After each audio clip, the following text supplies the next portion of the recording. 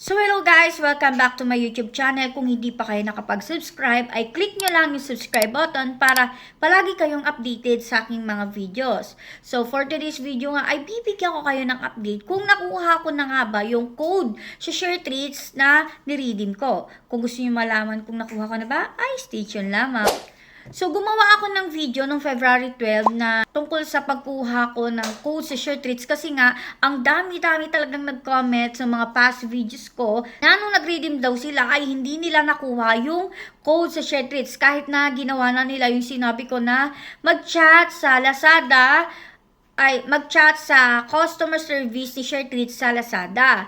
So, yun nga, nung February 11 ay nag-try akong mag-convert ng worth 800 pesos at nung February 12 na ay hindi ko pa rin siya nare-redeem. Kaya naisipan ko talaga gumawa na ng video. So, ito yung video ko na yon at tinuro ko nga doon na dumiretsa na tayo sa customer service mismo ni Lazada para magreklamo tayo lahat-lahat. Simula nung February 12, simula nung in-upload ko yung video na yon nung February 12, ay ang dami pa rin nanghihingi ng update sa akin kung na-redeem ko na ba. Which is, hindi ko pa siya na-redeem kasi nga wala pa rin talaga akong nare-receive na code hanggang mag 8 days. So, sa 8 days na yon ay hindi ko talaga nakuha yung code. Kaya nakatenga ng 8 days yung 800 pesos ko.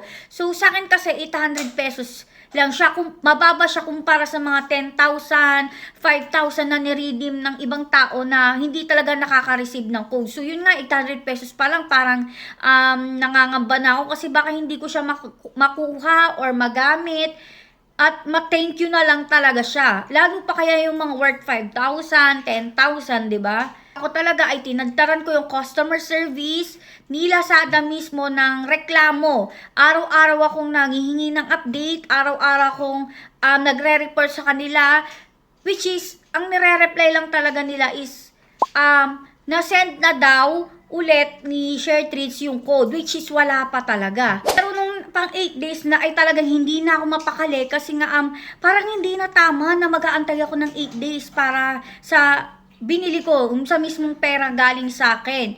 So, ang ginawa ko talaga is nag-search ako sa Google kung ano ba yung dapat gawin. Nagtingin-tingin ako sa Reddit. Hanggang sa may makita akong isang Facebook post ni share treats at doon ko talaga nakita na ang daming angry react. So, tinignan ko yung comment section na yon. So, ito yon yung post ni share treats mismo. So, makikita nyo kasi yung FB yung Facebook ni share treats, ang nakalagay is share treats PH. So, click nyo yon.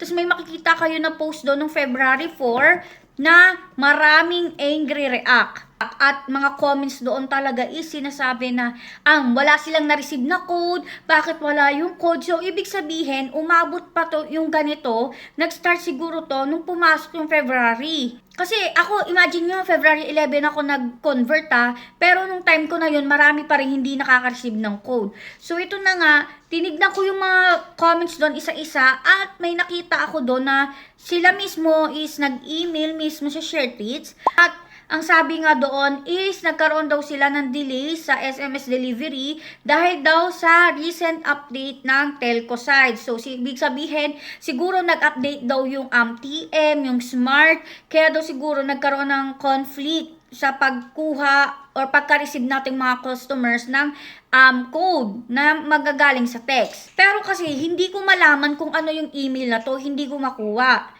Kaya wala akong magawa talaga kung paano sila i-email. Pero may nabasa rin ako dito na sinabi is i-chat daw mismo sa Facebook nila yung reklamo natin. So, ang ginawa ko ay nag-ask ako ng support. So, ito makikita nyo, ask for support. Kasi ang mag-reply sa inyo dito kapag nag-chat kayo sa kanila sa Facebook page nila is automatic reply. So, ang hanapin nyo doon is yung ask for support. So, kapag dito, makikita nyo na hingi nila yung mobile number used for purchase at receipt ng mobile number or email address as date and time of transaction, tapos yung product, purchase, and quantity. So, nakanote din dito na incomplete details will not be entertained. Hinayaan ko lang siya. So, ito na lang talaga yung last ko kasi pag hindi pa talaga nila binigay ito is hindi ko na talaga alam kung anong gagawin ko reklamo para lang mabigay nila yung code. Pero yun nga, good news dahil siguro umaga yata ako nag-process neto. Tapos kinahapunan is or magagabi na yata, dumating na yung code. At na-redeem ko na rin siya. So yun nga, kung may mga pending pa kayo na code na hindi nyo pa nakukuha sa ShareTreats, ay gayahan nyo lang yung ginawa ko, mag-chat kayo sa ShareTreats PH. Yun yung pinaka-official nila na Facebook page at i-message nyo sila doon. So, ilagay nyo na agad yung number 1, order number ninyo, kung sa Lazada kayo mismo, kasi nga ako sa Lazada. So, order number, tapos sabihin nyo na sa Lazada galing, tapos yung number 2, yung mobile number, or email address, pero tingin ko mobile number kayo dito. Tapos number 3, date and time ng transaction. So again, makikita nyo yan sa mismong order ninyo sa Lazada. Pang-apat is yung product purchase at quantity. Kung GCash, kung Maya, kung ano pa man yan, tapos yung amount, kung 800, 1,000, 5,000, tapos lagyan nyo kung ilan yung quantity, kung isa lang ba, or dalawa, or tatlo. So, sinasabi ko nga sa inyo, kapag kumpleto kayo, ay mas mapapabilis yung process.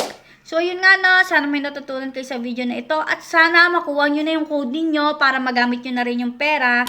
So, thank you for watching.